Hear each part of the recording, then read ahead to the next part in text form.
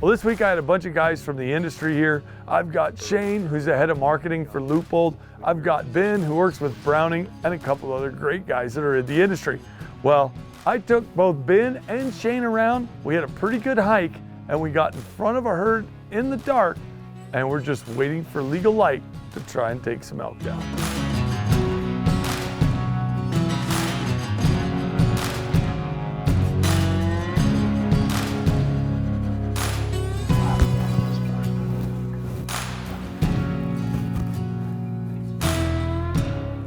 This bull right here. All right, can you anchor him in the shoulders? Okay, you're at 304 yards. Well, Shane was first up and made a great shot and dropped his bull in his tracks. Hold on. Second to last now. There you go.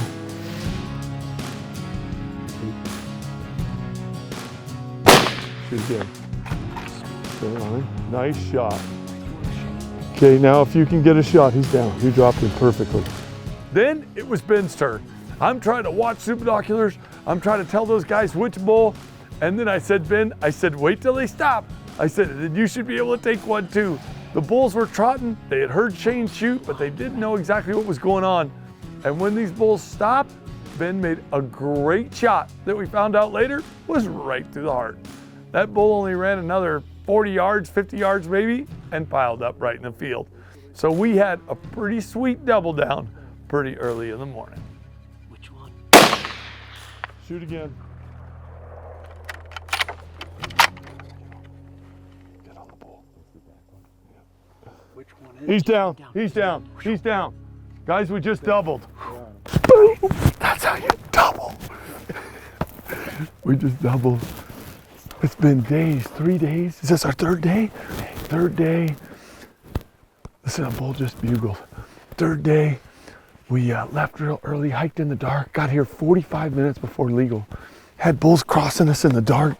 Did you see the other? Were you losing your mind? I was freaking out. Watching them in the dark. Did you roll your turret?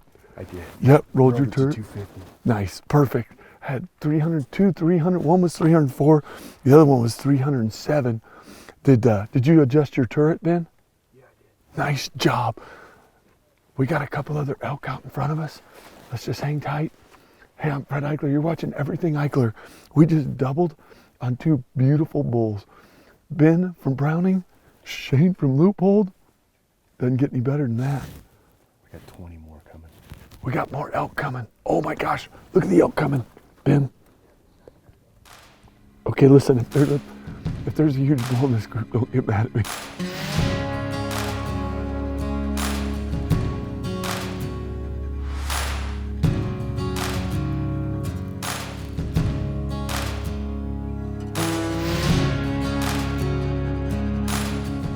Well, the unreal thing is, we just shot a double. We've got 2 elk down in the field, and then everything starts pouring in. We got deer running around, we've got mule deer. At one point, there's a mule deer buck in front of these elk, and they're coming through. I'm like, they're gonna run over the mule deer. Then we had a coyote come up, and I'm like, don't shoot the coyote.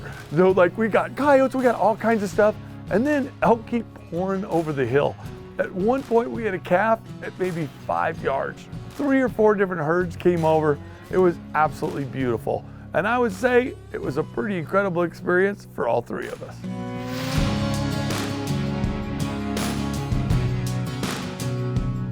You know, I never get tired of looking at elk because so many times it doesn't work out. A lot of times on the TV show, I just show you when it does. But there's a lot of times that I lay in the dirt or the snow or the wind and I come up with what I think is an amazing plan and I don't see an elk at all. And neither does my client. And it just doesn't work out. But when it does all come together, well, it's pretty dang incredible. And it's amazing how in guiding, you can go from 0 to hero in just a little bit. It doesn't take long. But when it does happen, it's pretty cool. How many elk do you think we saw this morning? Over 200. Yeah, well over 200. How many bulls did you count? 22. Did you count in this other one? No, 23. Yeah. Okay, well, dude, we had, you know, that's the fun thing about elk hunting. These guys thought I was crazy for the first 2 days. You know, we just kept coming back. And we've had hot weather. It's going to be 77 degrees today, third rifle season. And, I think the key was hiking in the dark, early in the morning. We got here. We were in position almost 40 minutes before legal light. So we sat here, we saw elk going over in the dark. And I was like, man, they may bed up. We may not get them. And all of a sudden here they came. And kept coming. The only bad part is I was getting a little hinky, and I love that you guys are like I am, because these guys are like, hey, we get an elk. Both of them were like, we like to eat elk meat. If it's a legal bull, I'm going to shoot it. What's great over here is any bull is legal. And so we shot 2 bulls, and then look up, and here comes another 50, and then here comes another 40, and here comes another 70. I'm like, if there's a bigger bull in there, don't look. I think And there were bigger bulls. Yeah. Couple bigger ones. There were quite a few big ones. That's a port. It's okay. Look at that beautiful rascal. God, they're good looking animals, aren't they? Just a beautiful bull. He's broken up. 1, 2, 3, 4, 5. 1, 2, 3, 4. Beautiful 5x5. And you just dropped him too. I said, put it on his shoulders. And you can see that bull just, and what's neat is I can see Ben's rack right there. Just to the right of the muddy. Dude, look at that. Look at the knot on him. Dude, that's kind of crazy, huh? That's cool. Look at that. Big, huge knot. Just a beautiful bull. See, what's neat about this area is any bull's legal. So this could have been a spike, 2x2, 3x3, whatever. And that's what's neat. And although we saw all kinds of elk, that's gonna be your eater right there. I'm telling you, that's awesome. Oh, with 2 bulls down, it was time to call Jeb, the oldest, and see if we could get a deer to pick up a couple elk.